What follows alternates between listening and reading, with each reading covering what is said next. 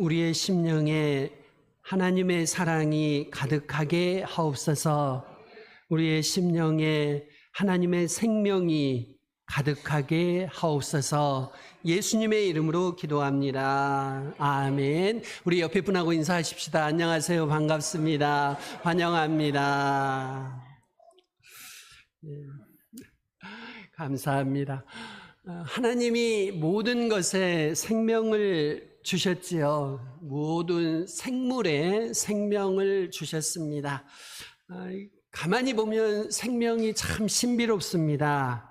그 중에서도 우리 인간의 생명이 가장 신비하고 가장 놀라운 것 같습니다.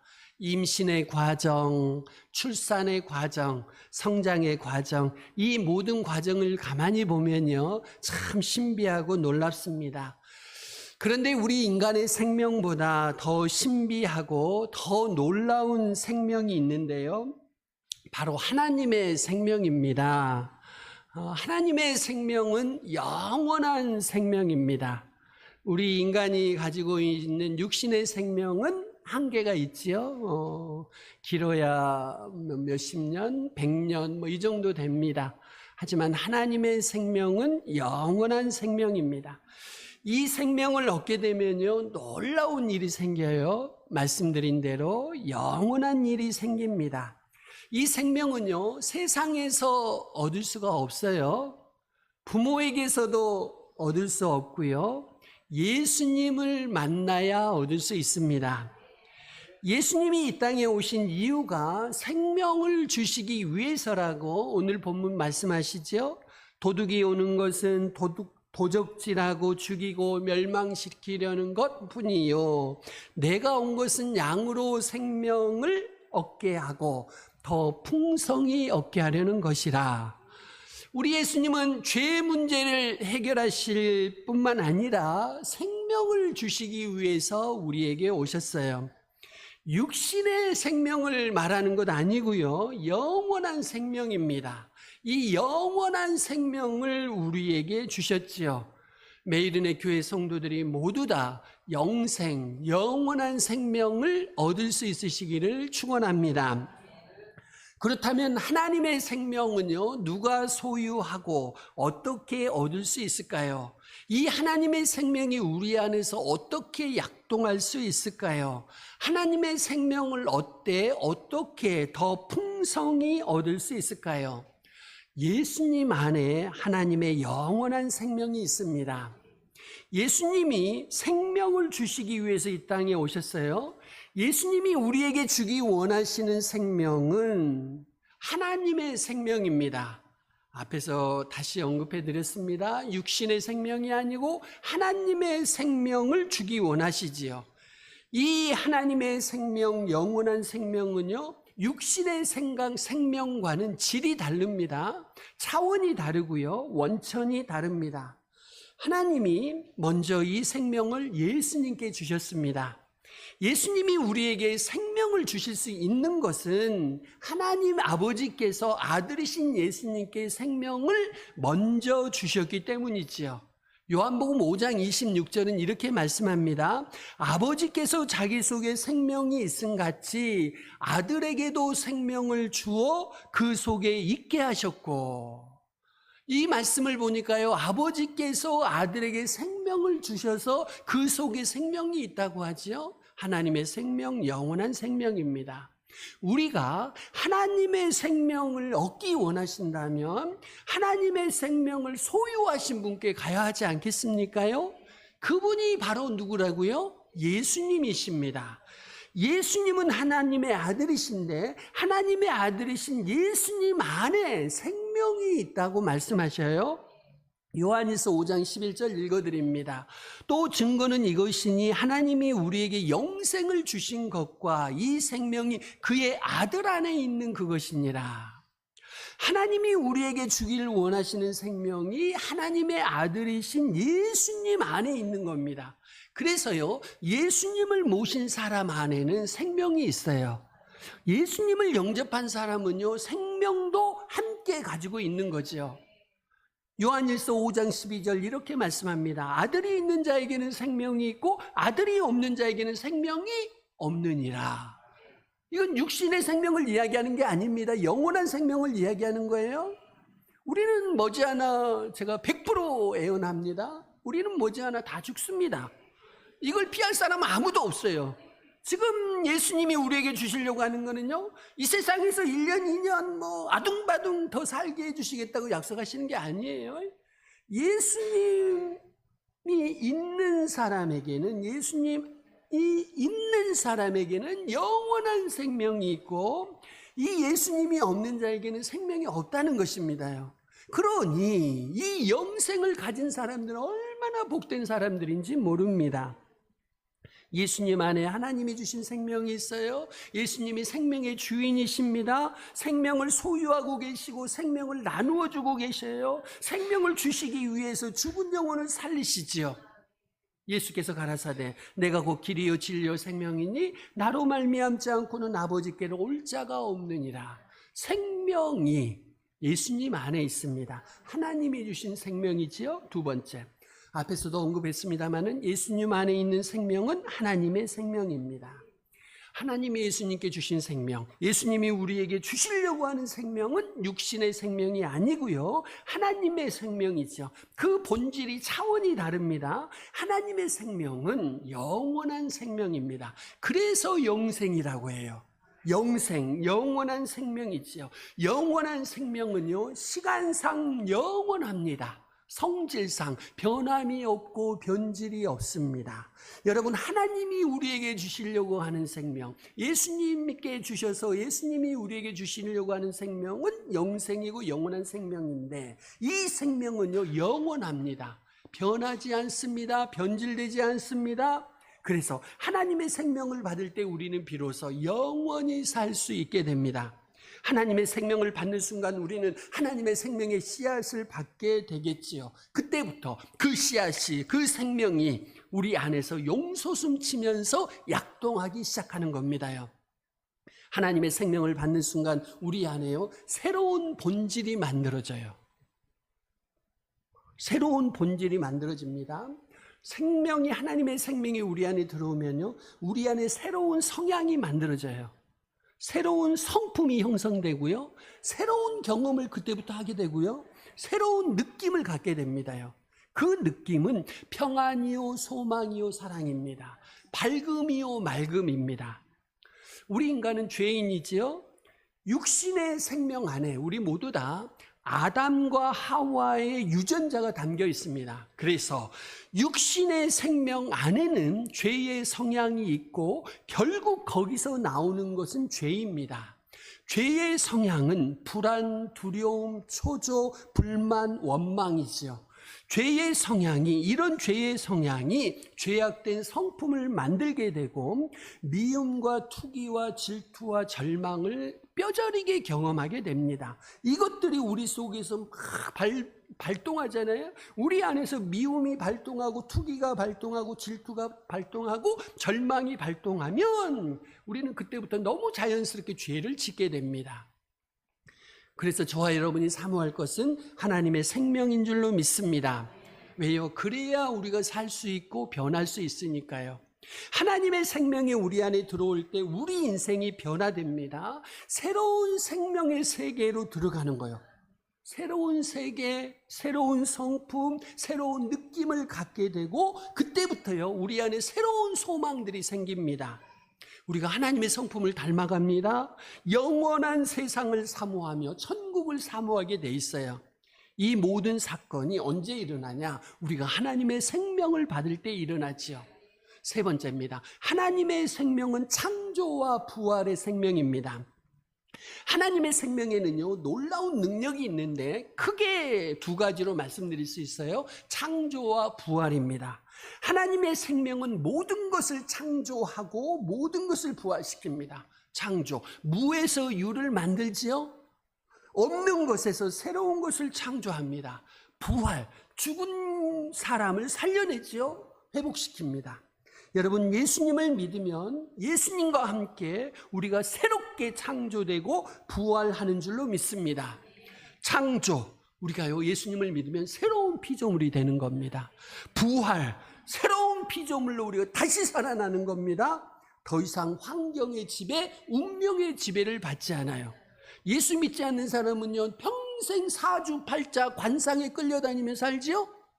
우리 예수 믿는 사람들은 그걸 두려워하지 않잖아요.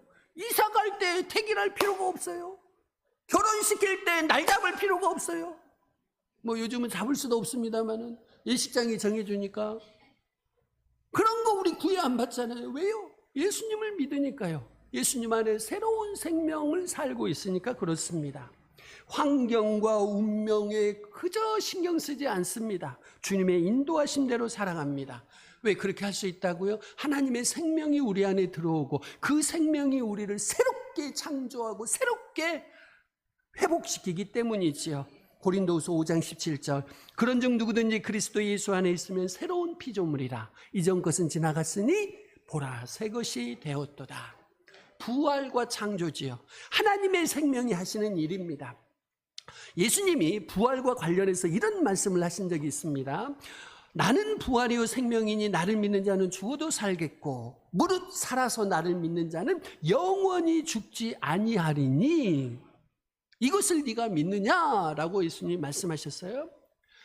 하나님이 예수님께 주신 생명, 예수님이 우리에게 주시는 생명, 하나님의 생명, 영생, 영원한 생명, 새 생명, 창조와 부활의 능력이 있는 하나님의 생명 다 똑같은 것입니다. 어떻게 이 생명을 우리가 받을 수 있을까요? 나를 믿는 자는 죽어도 살겠고 무릇 살아서 나를 믿는 자는 영원히 죽지 아니하리니 이것을 네가 믿느냐? 믿음이죠. 믿음이면 영원히 살 수 있다고 말씀하십니다. 믿으면 하나님의 생명, 영생, 영원한 생명을 받게 되고요. 믿으면 창조와 부활의 능력이 있는 하나님의 생명을 받습니다. 그래서 우리가 영원히 살고 창조와 부활을 살면서도 경험하게 되죠. 그러면 우리가 어떻게 예수님을 믿을 수 있을까요? 그건 성령님의 역사입니다. 성령님이 우리 안에서 하시는 일이에요. 성령님이 우리 가운데 역사하셔서 우리가 예수님을 믿게 되는 겁니다. 그래서 우리가 예수님을 믿고 하나님의 생명을 받게 되는 거죠. 여러분의 자녀들 때문에 안타까운 분들 계신가요? 성령님이 자녀들의 심령 속에 일하시도록 기도하시기를 바랍니다. 여러분이 물건 몇 개 좋은 거 사준다고 구원받는 거 아닙니다.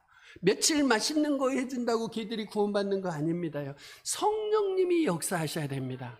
그래야 우리 자녀들이 구원받습니다. 이 자리에 오신 여러분들이요, 여러분들 중에 한 분이라도 정말로 여러분이 예수님을 믿고 있다면 그것은 여러분이 하신 일이 아닙니다요. 성령님이 우리 안에 오셔서 우리 가운데 역사하심으로 우리가 예수를 믿게 된다는 것이지요. 그러면 하나님의 생명을 받게 하는 것으로 우리 성령님의 사역은 끝이 날까요? 그렇지 않습니다. 성령님의 도우심과 일하심으로 계속해서 하나님의 생명이 우리 안에서 흘러 넘치게 되어 있어요. 네 번째입니다. 그래서 하나님의 생명은 성령님을 통해서 흘러 넘칩니다. 우리가요, 새 생명, 하나님의 생명을 소유한 다음에 중요한 것이 하나 있습니다. 그것은 뭐냐? 더욱 풍성한 생명을 위해서 생명을 계속 공급받아야 돼요. 그러려면 어떻게 풍성한 생명을 계속해서 공급받을 수 있을까요? 처음 새 생명을 성령님을 통해 우리가 받았지요. 이후에 계속해서 새 생명을 풍성하게 공급해 주시는 분 역시도 성령님이십니다. 성령님이 새 생명을 강물처럼 우리에게 공급해 주고 계셔요. 성령님이 생명수 강물처럼 우리에게 흘러 들어오고 계시다는 거지요. 요한계시록 22장 1절 2절 이렇게 말씀합니다. 또 저가 수정같이 맑은 생명수의 강을 내게 보이니 하나님과 및 어린 양의 보좌로부터 나서 길 가운데로 흐르더라. 강 좌우에 생명나무가 있어 12가지 실과를 맺히되 달마다 그 실과를 맺히고 그 나무 잎사귀들은 만국을 소송하게 하기 위하여 있더라. 우리 영혼을 살리고 우리에게 새 생명을 주는 것은 성령님의 사역입니다. 그 새 생명이 풍성하게 우리 안에 흘러가도록 하시는 것, 이건 역시 성령님의 사역입니다. 그러니 여러분들이요, 새 생명을 받은 것만으로 만족하지 마시기를 바랍니다. 새 생명을 받으시되 날마다 그 생명이 흘러 넘치도록 하시기를 바랍니다. 새 생명을 받되 넘치게 받으시기를 바랍니다. 그냥 또랑물 흐르듯이 그렇게 받지 마시고 폭포수와 같은 생명수를 날마다 받으시기를 축원드립니다. 여러분의 영혼의 생명수의 강이 흘러 넘치도록 여러분이 마음의 문을 여셔야 돼요. 마음의 문을 꽉 닫아 놓으면 아무리 물이 생명수가 흘러와도 다 옆으로 새는 겁니다. 물의 특징은 뭐냐? 길을 잘 만듭니다. 절대로 멈추지 않고 물은요 어디로든지 길을 만들어서 갑니다. 만약에 여러분들이 여러분의 마음의 문을 닫고 있으면 여지없이 생명수가 왔다가 옆으로 싹 빠져 흘러가 버려요. 절대로 여러분 앞에서 머물지 않습니다. 마음의 문을 열어놓지 않으면요 여러분의 마음속에 생명수가 들어오지 않거든요. 영으로 들어가는 마음의 문을 열 때 생명수의 강은 우리 안으로 흘러 들어오고 넘칩니다요. 생명수의 강이 넘칠 때 우리의 전 존재 속에 하나님의 생명이 흘러가는 겁니다. 여러분 마음속에 방이 몇 개나 있으신가요? 남자처럼 단순한 사람들은 방이 몇 개 안 됩니다. 몇 개 안 돼요. 여자들은 복잡하잖아요. 마음에 방이 많아. 한 99칸 될지 모르겠습니다. 그 방마다 생명수가 흘러 들어가야 되거든요.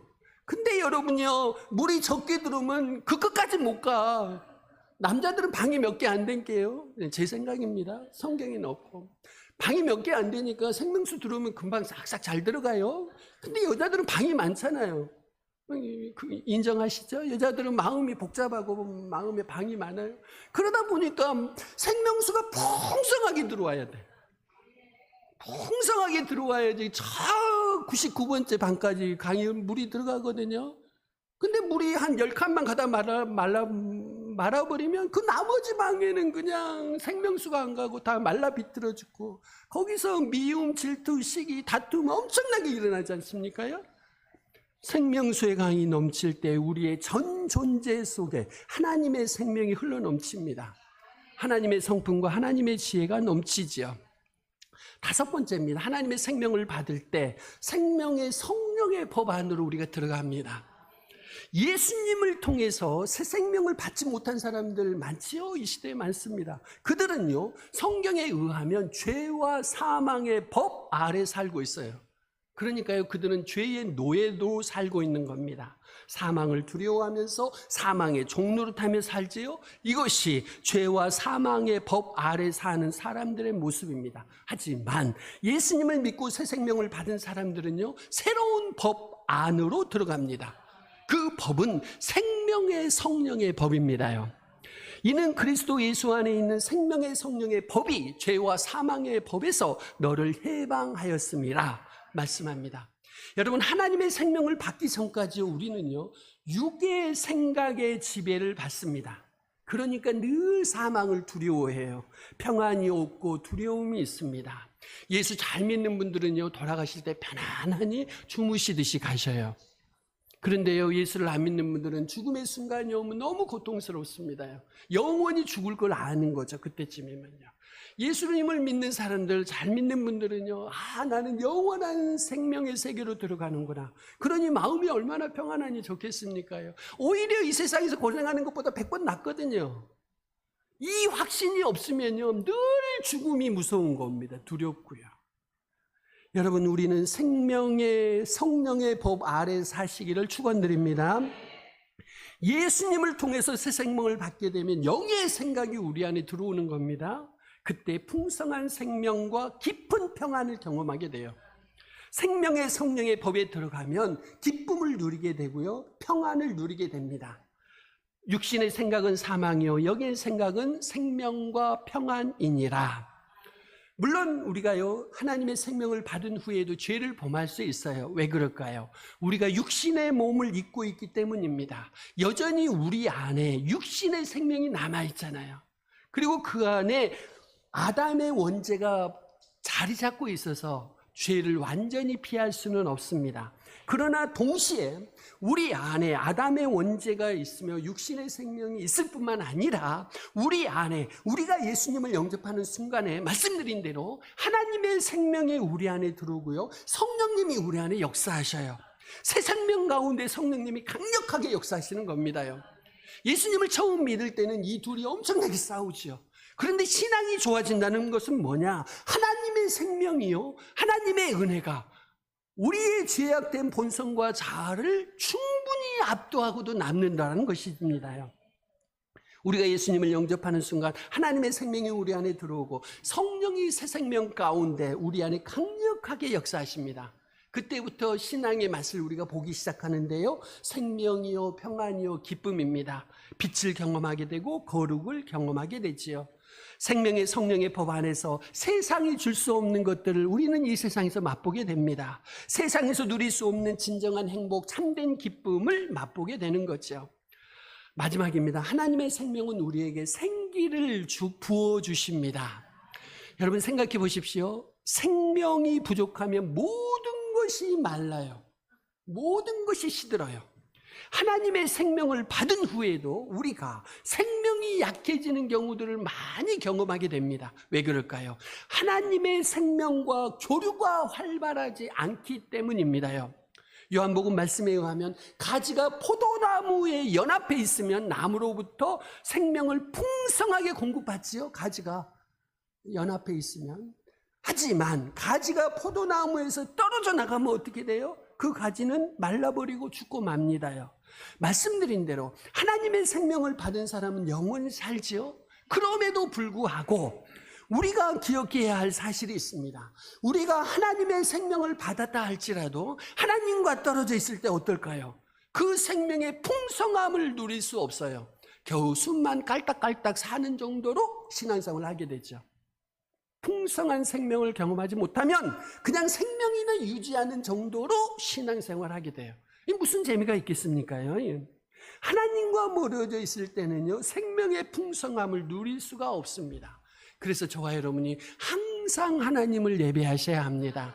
항상 예수님을 믿으셔야 합니다. 항상 성령님을 의지하시고 순종하셔야 합니다. 예수님의 제자들이 그런 경험을 했거든요. 예수님과 함께 있는 동안에요, 그들은 풍성한 생명을 누렸습니다. 그런데 어느 날 예수님이 덜컥 십자가에서 죽으십니다. 그들은 예수님과 단절될 수밖에 없었고요, 예수님을 멀리했고 예수님을 떠나서 도망쳤습니다. 심지어 베드로는 예수님을 3번이나 부인하기도 했죠. 그들의 삶이 갑자기 황폐해졌고 삶의 목적을 잃어버렸어요. 두려웠고 불안했고 의심했습니다. 어두움이 그들을 뒤덮었고요, 평강을 상실했습니다. 그러던 어느 날 부활하신 주님이 이 제자들을 찾아오시지요. 그들에게 평강을 주시고 사명을 확인시켜 주십니다. 그리고 숨을 내쉬면서 성령님을 부어주시는 거예요. 예수님이, 부활하신 예수님이 제자들을 찾아오셔서 제자들에게 성령님을 부어주시는 겁니다요. 이 말씀을 하시고 저희를 향하사 숨을 내쉬며 가라사대 성령을 받으라. 숨을 내쉰다는 건요, 생기를 불어넣어준다는 거거든요. 생기를 불어넣으신다는 것은 그것은 그들 안에 성령님을 불어넣어주신다는 것입니다. 여러분, 성령님의 생기는 따뜻하고 부드럽습니다. 모든 것을 살리지요. 모든 것을 새롭게 하지요. 모든 것을 부활시킵니다. 지친 인생에 쉼을 주십니다요. 여러분, 차가운 겨울의 문제는 봄이 오면 다 해결되죠. 봄이 오면 다 해결되잖아요. 여름이 이렇게 무덥지만요, 가을 오면 다 잊어버릴 거예요, 또 우리. 그렇죠? 봄바람이 불면, 여자들은 봄바람은 안 좋은데. 하여튼 봄바람이 불면 차가운 겨울의 문제는 다 해결됩니다. 따뜻한 봄바람은 따스한 기운을 온 천지에 불어넣어주죠. 그때 벌거벗은 겨울나무에 새싹이 돋아나죠. 꽃이 피기 시작합니다. 얼어붙었던 땅이 녹기 시작해요. 겨울잠을 자던 생물들이 다시 소생하기 시작합니다. 존재의 목적을 달성하기 위해서 활동하지요. 따뜻한 봄바람이 불어올 때 일어나는 일들입니다. 성령님은요, 봄바람처럼 우리 안에서 역사하십니다. 여러분들이 기도하실 때 주님, 내게 성령을 부어주십시오. 성령님이 내 안에 역사하여 주시옵소서. 우리 자녀들 안에 성령님 역사하여 주시옵소서. 우리 남편 아내 안에 성령님 역사하여 주시옵소서. 우리 교회 안에 성령님 봄바람처럼 역사해 주시옵소서. 그렇게 기도하시기를 바랍니다. 성령님은요, 하나님의 생명을 불어넣어 주십니다. 하나님의 성품, 성령의 9가지 열매를 우리 인격 속에 불어넣어 주시고요, 그 9가지 열매가 자라게 하셔요. 누가요? 성령님이 그렇게 하십니다. 차가운 생명을 따뜻하게 하시고요, 우리의 생명에 싹이 나고 꽃이 피고 풍성한 열매가 맺히도록 성령님이 역사하십니다. 아직 여러분 중에 하나님의 생명을 받아본 적이 없는 분이 계신가요? 예수님을 영접하시기를 바랍니다. 마음의 문을 여시면 됩니다. 예수님 안에 하나님의 생명이 있습니다. 예수님 안에 영생이 있습니다. 예수님 안에 영원한 생명이 있습니다. 예수님 안에 새 생명이 있습니다. 예수님을 영접할 때, 다시 말씀드려서 예수님을 믿을 때 성령님을 통해서 우리는 하나님의 생명을 받게 되고 새 생명을 강력하게 경험하게 됩니다. 하나님의 생명, 영생, 영원한 생명, 새 생명은 항상 평안이요 기쁨이요 희망입니다. 빛이고 거룩이고 밝음이고 맑음입니다. 혹시 여러분 중에 예수님을 영접한 지는 오래됐지만 비실비실 시들시들 꼴딱꼴딱 그렇게 신앙생활 하신 분들 계신가요? 생기 잃어버리신 분들 계신가요? 날마다 예수님 안으로 들어가십시오. 날마다 예수님과 가까이 하십시오. 날마다 예수님과 연합하십시오. 예수님은 부활이요 생명이십니다. 예수님이 숨을 내쉬며 부어주시는 성령님을 받으시기를 바랍니다. 성령님을 통해서 부어주시는 새 생명, 생기를 받으셔야 해요. 에스겔서 37장을 보시면요, 마른 뼈도 살아나더라고요. 시체가 다 썩어버리고 뼈밖에 안 남았습니다. 그런데 그 마른 뼈들이 살아나요. 언제요? 성령이 임하시면. 하나님의 생명을 받은 자에게는 절망이 없습니다. 희망만 있습니다. 그러니 예수님이 아버지께 받아 부어주시는 성령님을 여러분의 영혼 속에 초청하십시오. 성령님의 새 생명, 생기를 날마다 받으십시오. 생수의 강을 받아서 흘러넘치게 하십시오. 사실 우리는 너무 연약해서 혼자 살 수 없지요? 혼자 존재할 수 없습니다. 육신의 생명도 우리 부모로부터 받지 않았습니까요? 육신의 생명을 유지하려고 하면 음식이 필요하지요. 그 다음에 물도 받아야 되지요. 공기도 받아야 되죠. 필요한 게 너무 많아.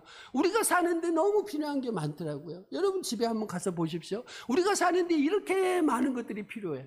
이거 없으면 못 살 것 같아요. 우리는 사는데 그냥 다 없이 살 수가 없고 다 있어야 살 수 있는 그런 존재 아니겠습니까요? 물질만 있으면 살 수 있나요? 그것도 못하죠. 사랑도 받아야 됩니다요. 그런데 우리 인간은 육신의 생명만으로는 결코 만족할 수 없습니다. 왜요? 영생을 사모하기 때문이에요.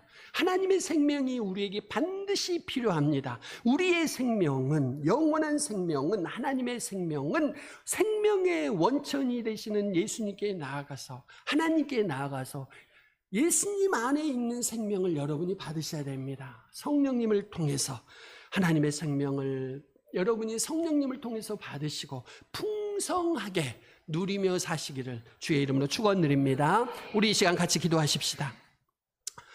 하나님, 하나님의 생명, 영원한 생명, 새 생명을 주시니 감사합니다. 예수님 안에 있는 하나님의 생명을, 예수님을 믿어서 받게 하옵소서. 또한 날마다 시마다 예수님과 가까이 하며 성령님을 초청하여서 새 생명을 풍성하게 누리게 하옵소서. 우리 같이 기도하시며 결단하십시다.